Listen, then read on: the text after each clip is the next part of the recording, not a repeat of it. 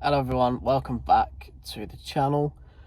Weird setting today, I'm in the car. I just thought it was, I just wanted to get the FPL video out. So yeah, today I am wildcarding this week. So I'm going to show you my game week 8 team, thoughts around it. Not going to be too long of a video, so you don't have to listen to me spout around too much. And I'll put it up on the screen next to me now. So I've gone with Pope in goal. Took out Sanchez now. I think the Newcastle fixture's looking good. Obviously he's costing that little bit more than what Sanchez was, but I don't mind doing that. And I've also gone triple Newcastle this week. So I've got Botman and Trippier in. I've had Trippier like pretty much since the start. I thought he was a good pick because the fixtures look good. You can see that Reece James is on my bench as well. So if I don't want to play triple Newcastle, I can go to Reece James without too much of a fuss. And I've also got Emerson on the bench, 4 million. I think that's a pretty good budget option. Could go for Patterson or Nico Williams, but I think West Ham's fixtures look decent. He should be sort of more of a nailed-on starter than Cresswell now, so I like the look of that pick. And then Cancelo, the final defender. I have had Trent and not Cancelo at the start of the season, which has been a massive mistake. Obviously, we all thought Trent would get loads of points. But unfortunately, yeah, I probably should have gone with Cancelo. So he's in now, and he does save me that little bit of money. I've got quite a lot of money in the bank with this wildcard, so I can go to other players if I want to. In midfield, this week we're playing Andreas. Don't think that's too bad of an option, considering they're playing Forest. And he's looked pretty good so far. So, sorry, there's a massive lorry going past.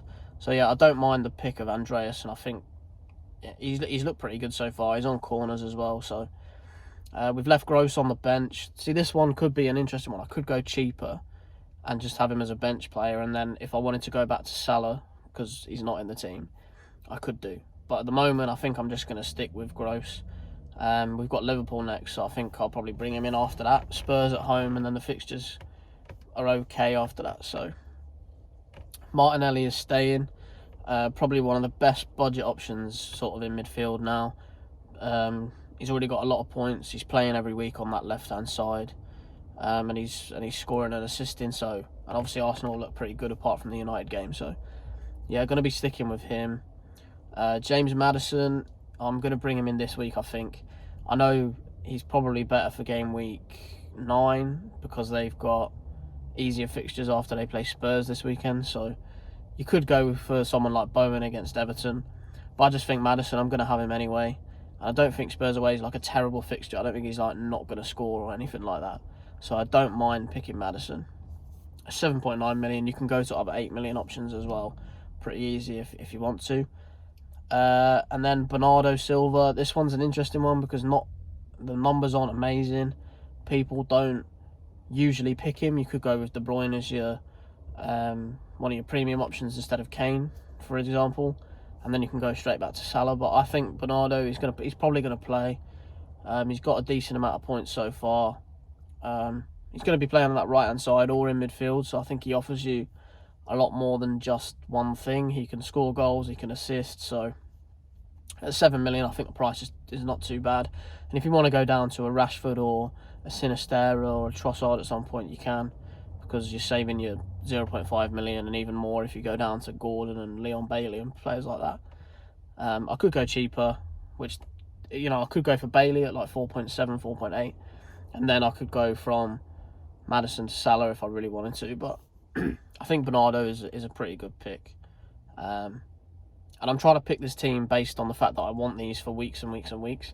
Because obviously, once you use your wildcard, you're done until, is it like game week 15 or 16? So I'm trying to look long-term, not just short-term as well. And then the front three, I always wanted to get Mitrovic in. So wildcarding was probably going to be the way I had to do it, or a 2-transfer sort of situation.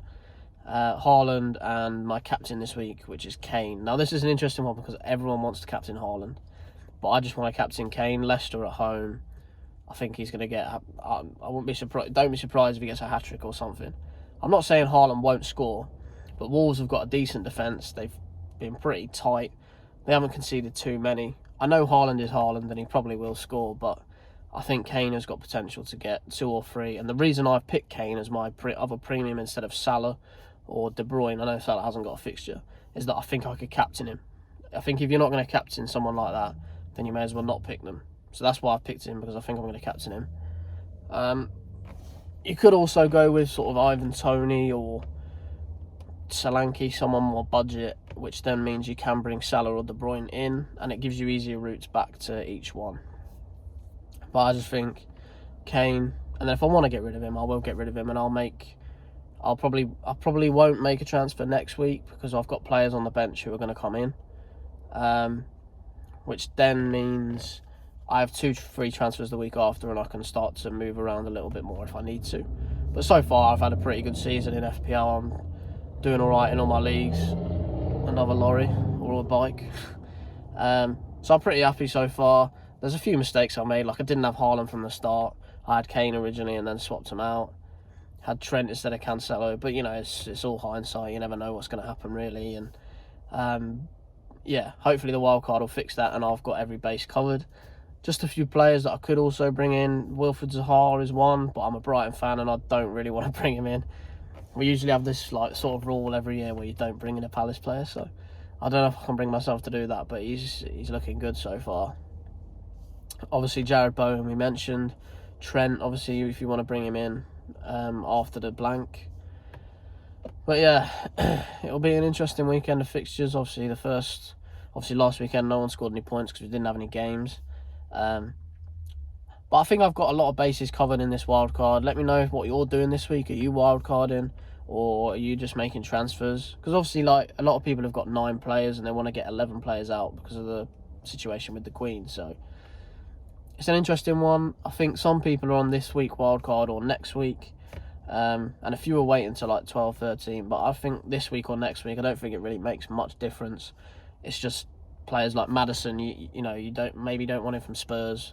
You want him next week when they play easier teams, but I think I just want him now. So it's one of them. I watch a lot of FPL YouTubers and I'm trying to make not the same decisions, but I'm just trying to make calculating decisions, and then slightly different players like Bernardo and players like that. So hopefully we'll have a good week this week. If you enjoyed this video, I will bring it back next week and sort of review this weekend's fixtures as well, like how I did and stuff. I do want to make it a weekly thing. It's just whenever I get the time to film, I just want to get a video out. So, yeah, if you've watched this far, which you definitely haven't, thank you for watching.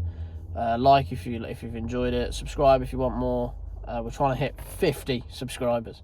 Now, I'm not one who massively cares about views and subscribers. I'm just doing it because I enjoy it. But let's see if we can get to 50 as soon as possible. Thanks for the support and see you next time.